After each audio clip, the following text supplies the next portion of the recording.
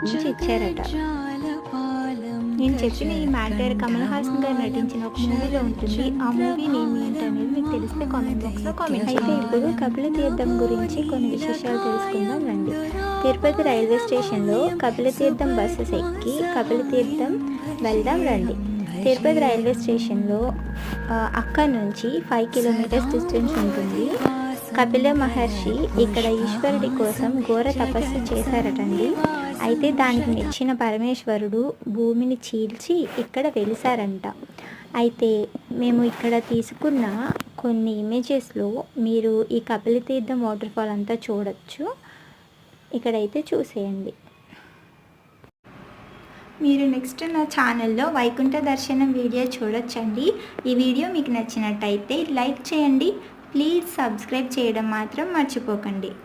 నా videos notifications మీకు రావాలంటే బెల్ ఐకాన్ని క్లిక్